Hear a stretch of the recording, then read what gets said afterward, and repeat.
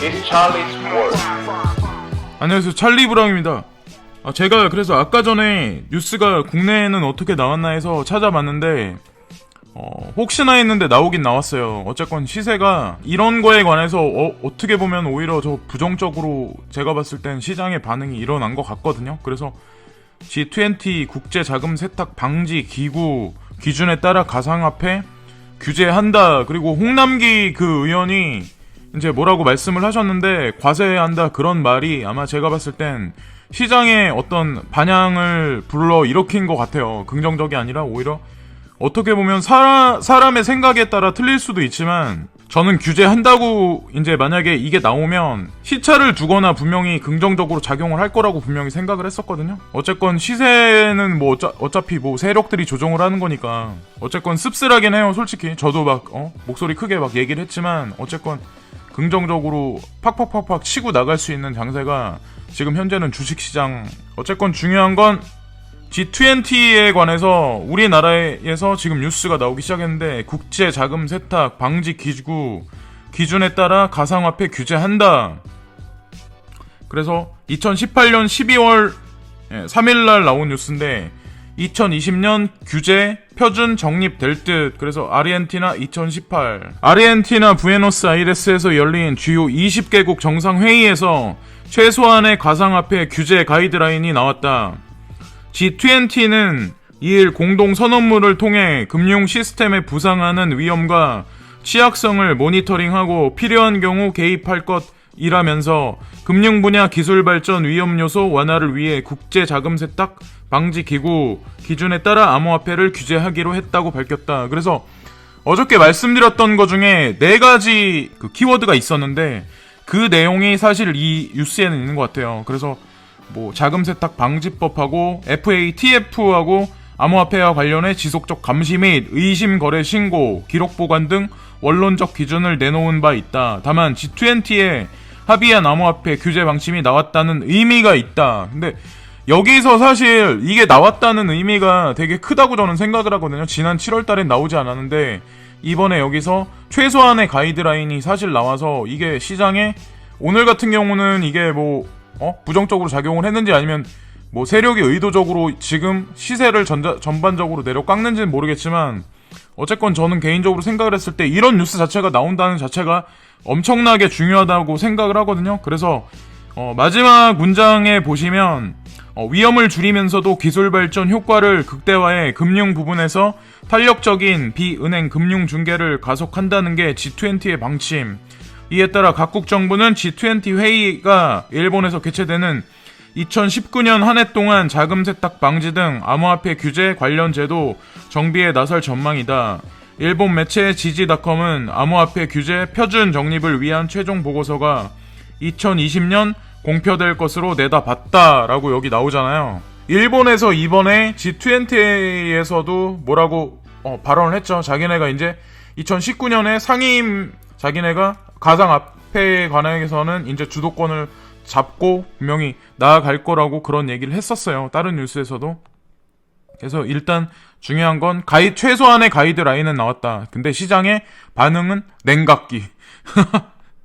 그래서 근데 이거는 예전에 이제 제가 프랑스에 관해서 한번 말씀드린 적이 있는데 여기 보시면 제목이 방화 파괴 폭력으로 얼룩진 파리 프랑스 비상사태 고려라고 나와 있는데 해외에 많이 안 가보셨거나 예를 들어서 이제 국내에서만 일해보신 분들 아니면 그냥 여행만 가서 관광지만 돌아다니다 오신 분들 같은 경우는 실질적인 해외 생활에 관해서 잘 모르시는 분들이 되게 많잖아요. 그래서 국내 사정만 아시는 분들은 왜 내가 보이는 것만 보고 그런 눈높이에서 그냥 예를 들어서 정부가 내가 만약에 하는 사업이 잘 안 되고 그러면 오히려 자기 탓을 하는 게 아니라 정부를 오히려 블레임하거나 그런 사람이 되게 많아요. 그래서 뭐 이민을 가는 게 최고다 이렇게 생각하시는 분들이 많은데 저는 이제 그런 생각을 하거든요. 이 뉴스를 보시면 아시겠지만 프랑스라는 나라가 유럽에서 차지하는 비중이 사실 중하도 아니고 하도 아니고 중상도 아니고 상위 그룹 안에 속하는 그런 나라거든요. 근데 하물며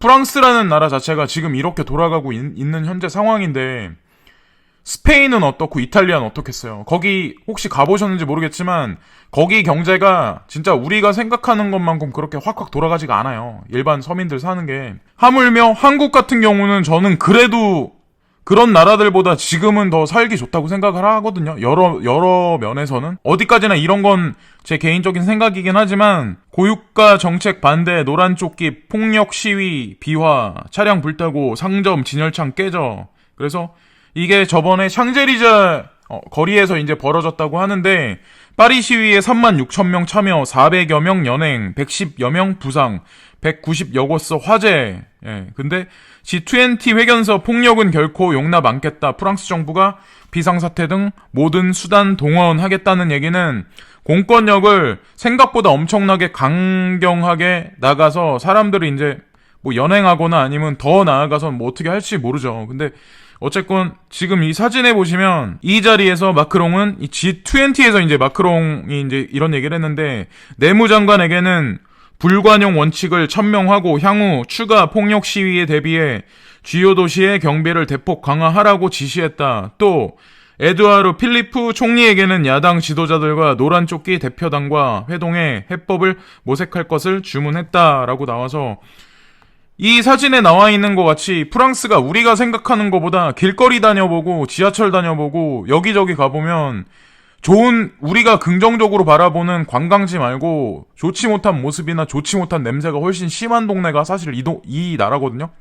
사람 살기도 그렇게 저는 환경적으로 그렇게 썩 좋다고 생각 안 하고 근데 지금 이렇게 지금 흘러가고 있기 때문에 만약에 브렉시트가 내년에 잠정적으로 발의가 되면 저는 유로존에서 커다란 문제가 분명히 생길 거라고 생각을 해요. 그게 예를 들어서 지금 미-중 무역전쟁이 어저께 나온 뉴스는 장밋빛 희망이 나올 것 같이 그렇게 웃는 모습으로 했지만 사실상 알고 보면 90일간의 유예기간을 뒀었고 분명히 그게 2월 말이거든요. 그 말기가. 근데 2월 말에서 3월 말까지 그때 브렉시트하고 또 그게 또 연관이 돼 있고 또 중요한 건 사우디아라비아 왕세자 있잖아요. 그쪽하고 또 미국이 거기다 다리를 걸어서 오페크의 쪽에 이제 압력을 넣어가지고 국제 유가를 만약 그 지점에서 상승시킬 확률이 되게 높거든요. 올 연말까지는 만약에 눌러놓는다 쳐도 그냥 올 연말 장세는 그냥 흘러갈 거다라는 생각을 해요. 경기든 뭐 부동산이든 하다못해 우리 주변에 있는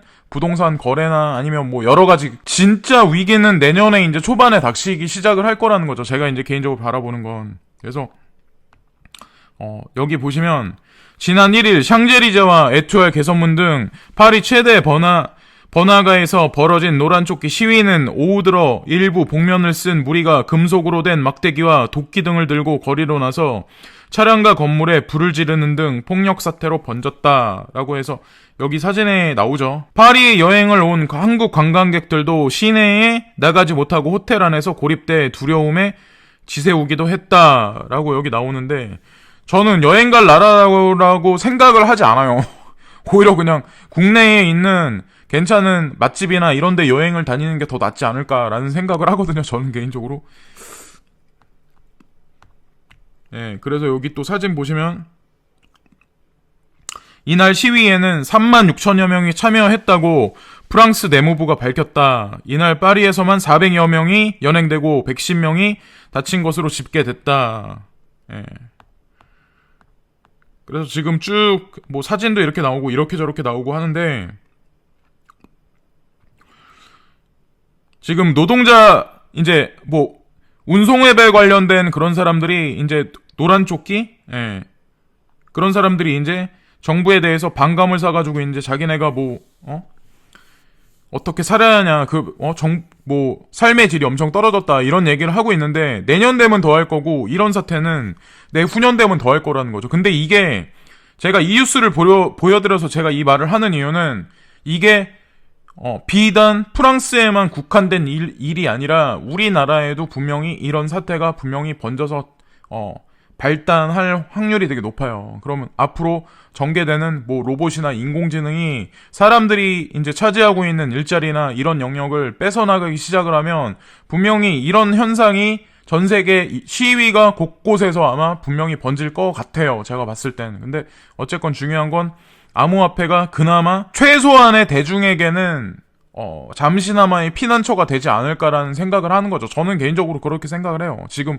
뭐 시세가 어떻든. 또 중요한 건 이것도 이제 오늘 나온 뉴스인데 12월 3일날 산유국 감산 의사 잇따라 오페크 의장 이번 주 합의 낙관이라고 여기 나왔는데, 그래서 사우디와 산유량 조절 협정 연장 합의, 합의라고 여기 나오고, 오페크 의장국인 아랍에미레이트의 수하일 알마지 루에이 에너지 장관 2일 오스트리아 빈도 도착해 주요 산유국들의 이번 회의에서 내년 생산량 감축 합의에 도달할 것으로 낙관한다고 밝혔다. 우리가 시장 안정과 오페크 회원국 및 비회원 국 간 협력을 유지하기 위해 감산 합의에 도달할 것으로 생각한다.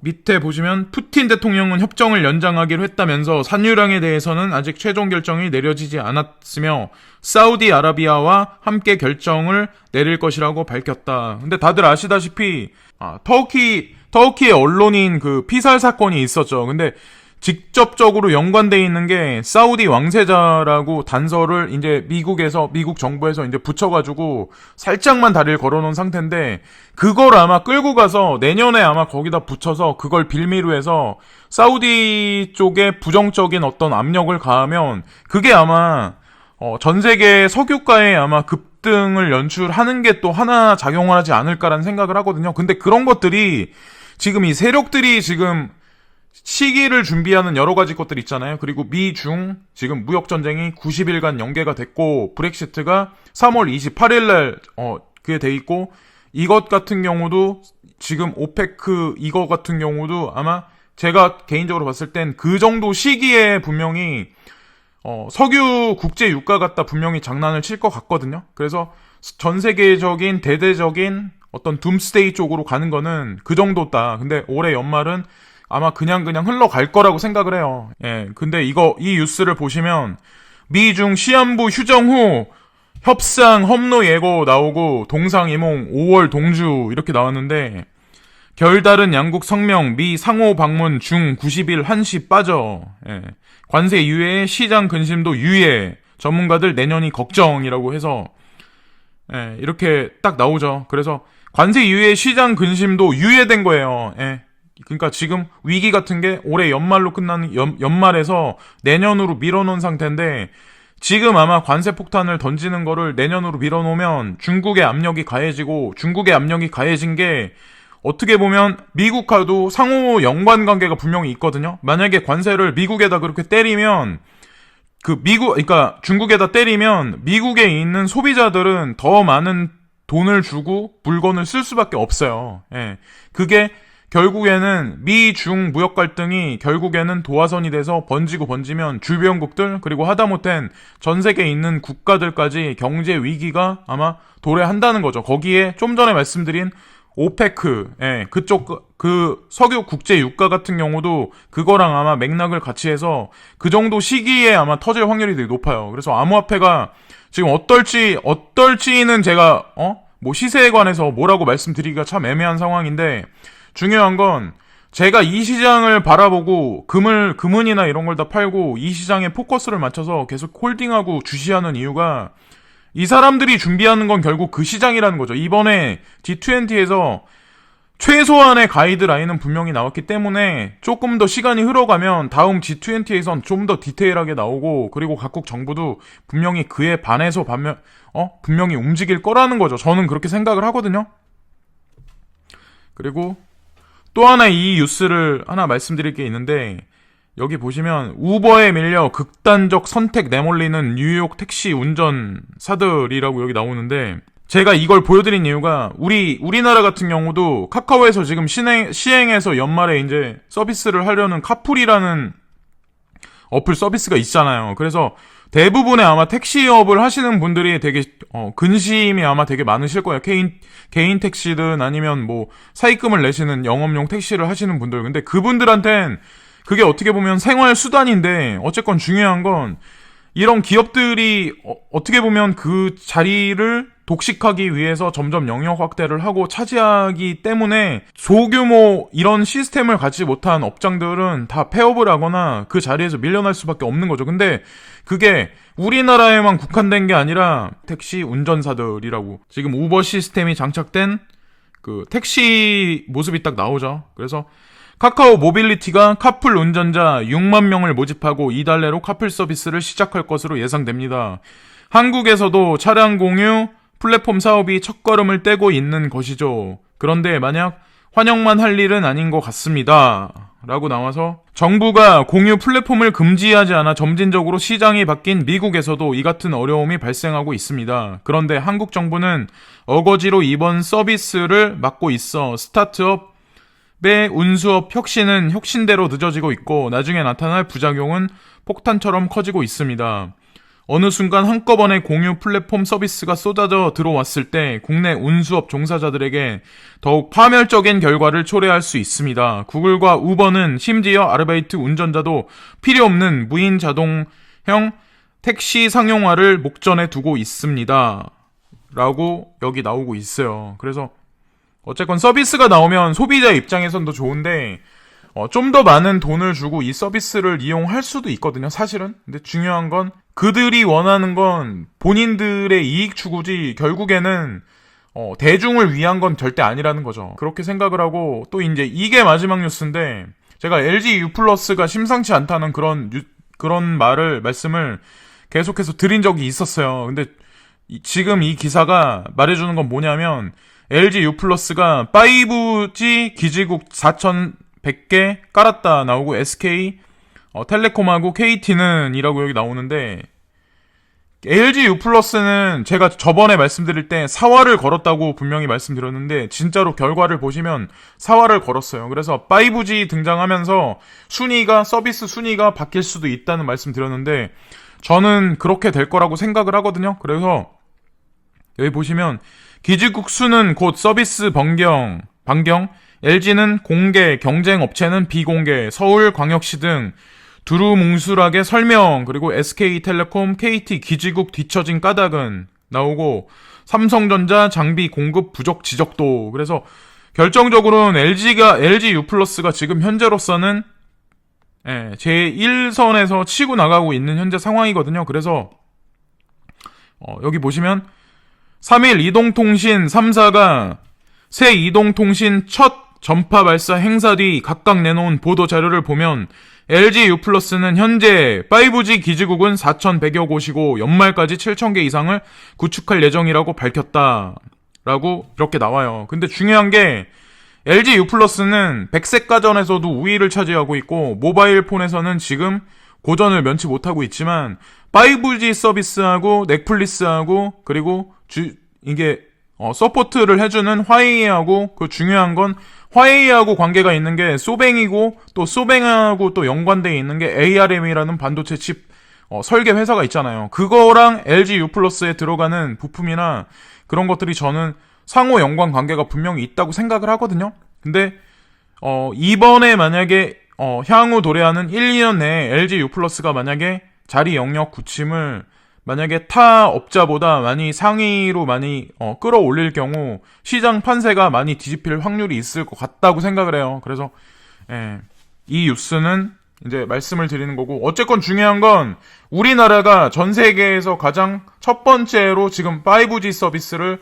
여기저기 선두를 치고 깔고 있는데 이런 상황이 결정적으로 마지막에 암호화폐랑 이커머스랑 그리고 우버랑 인공지능, 빅데이터 모든 거하고 전 세계에서 가장 먼저 깔릴 확률이 되게 높다는 거죠. 그런 생태계 조성이. 그래서 암호화폐가 이래서 뭐 어쩌고 저쩌고 뭐 국내에서는 뭐 법을 뭐 나온 게 없네 뭐 이렇게 말씀하시는 분이 되게 많지만 저는 한국이 이런 어떤 4차 산업에서도 분명히 테스트 어떤 에리어로서 분명히 작용할 거라고 생각을 하거든요.